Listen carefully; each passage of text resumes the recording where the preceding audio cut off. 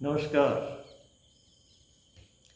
हमारा मानस न जाने किन किन मान्यताओं को पकड़ करके और उसको अपने मस्तिष्क में इस तरह से भर लेता है कि उनको लगातार देखता हुआ, सुरक्षित रखता हुआ, उनका ध्यान रखता हुआ कि कहीं ये खत्म न हो जाए, टूट न जाए, निकल न जाए। एक अपनी पूंजी मान करके, ज्ञान को भी पूंजी मान लेता आदमी, विचारों को भी पूंजी मान लेता है, सिद्धांत को भी पूंजी मान लेता है। वो तो संपत्ति की तरह उसको पूरा उस पर दबाव रखता हुआ उसी पर बैठा रहता है। और ऐसी हालत में वो धारणाएं इतनी पकड़ लेती है उसको कि और अन्य बात के लिए वो राजी नहीं होता। उसमें ये क्षमता खत्म हो जाती है कि सत्य क्या है, झूठ क्या है।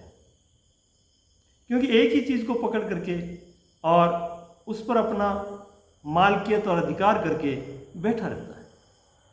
मस्तिष्क ठसाठस भरा रहता है और पुरानी बातों को उसमें सड़ांध निकलती है, लेकिन फिर भी वो आदमी उसी पर बैठ करके और आश्रित हो जाता है और उसको लगता है कि ये चीज़ें कहीं मेरी निकल न जाए। और जिद ये करता है वो कि चाहे कैसी भी बात उसके सामने आए तो उस जो भरी हुई बातें हैं, जो धारणाएं हैं उसकी, उसी को लेकर के उस पर आक्षेप करता है, अपनी ही धारणाओं को सिद्ध करने की कोशिश करता है। ऐसा होते होते उसका जो मस्तिष्क है वो मंद होता जाता है। उसमें सोचने की क्षमता, आगे सोचने की, नया सोचने की, नए विचारों को स्वागत करके अपने भीतर लाने की क्षमताएं नष्ट होती जाती है।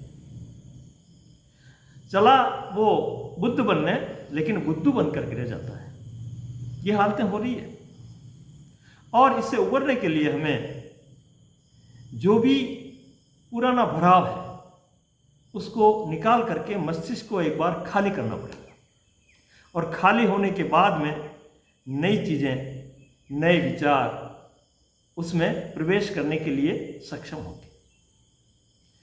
इस बात को मैं इतना क्यों कह रहा हूं? एक बात से मैं इसको स्पष्ट करना चाहूंगा कि जैसे कबीर का जीवन देख लो। उन्होंने शुरू शुरू में बहुत सी ऐसी बातें की जो हमारे संसार की नीतियों से, नियमों से या रहन सहन से या व्यवहार से, उससे जुड़ी हुई बातें थी। लेकिन ज्यों ज्यों उनकी गति आगे बढ़ी, त्यों त्यों उनकी वाणी में, उनके कहने में परिवर्तन आता गया। क्योंकि वो बढ़े आगे, एक ही चीज़ को पकड़ के नहीं रखा उन्होंने, आगे बढ़े तो आगे मिला। देखो, अंत में उन्होंने एक बात कही, सब कुछ कर चूकने के बाद में वो कहते हैं कि बूंद समान समंद में सो कत हेरी जाए। ये जो सारा संसार है इसमें मैं बूंद की तरह हूं। अब ये जो व्यापक है उसको कैसे ढूंढूं? ये तो प्रश्न हुआ। इस पर दादू की अगर अंतिम वाली बात, जो उनके अनुभव, परिपक्व अनुभव के बाद जो आई, उसको हम देखें तो कहते हैं कि तन थिर, मन थिर, वचन थिर, स्थिर। यानी कि भाग दौड़ ना हो। भाग दौड़ कब नहीं होगी? जबकि और भरा भरा हुआ नहीं होगा, अटैचमेंट नहीं होगा, सानिध्य नहीं होगा, या उससे जो है इस प्रकार का तालमेल या जुड़ाव ना होने के कारण हम कहीं न कहीं जगह मिलेगी, स्पेस मिलेगी, उसमें हम गति कर पाएंगे। तो इसलिए वही थिर हो सकता है जिसके पास आसक्ति न हो, किसी और से बंधा हुआ न हो। ठीक है?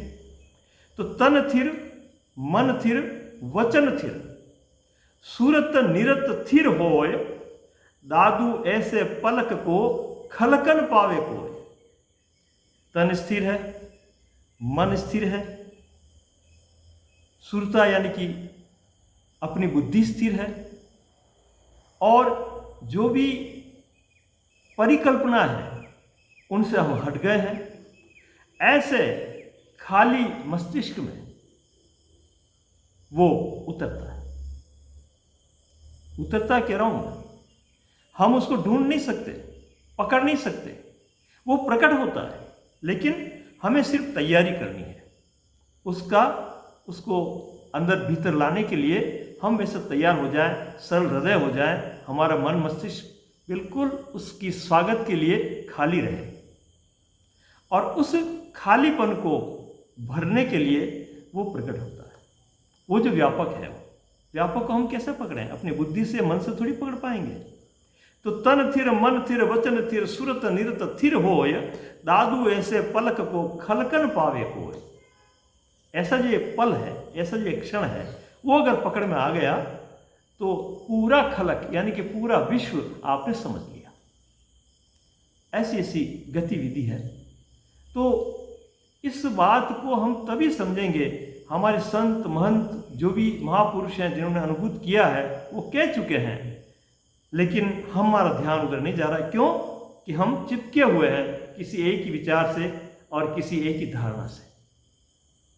तो इस घेराव को तोड़ के निकलना होगा, तब जाकर के ये हीरे पन्ने मोती जो अमृत तुल्य, जो हमारे जीवन को परिपूर्ण करने वाले, जीवन को समझने वाले जो संकेत हैं, उनको हम पकड़ पाएंगे। ये बहुत ही ज़रूरी है, और इसके लिए हमें सिर्फ तैयार होना है। हम खोज नहीं सकते। खोजना उसी को पड़ता है, या उसी को हम खोज सकते हैं जिसको हम जानते हैं। लेकिन ये जो परम है उसको हम जानते नहीं हैं। वही आएगा, वही प्रकट होगा, वो बड़ा करुणावान है। बस हमें तो हमारे हृदय में प्रेम की धारा प्रवाहित करनी है। धन्यवाद।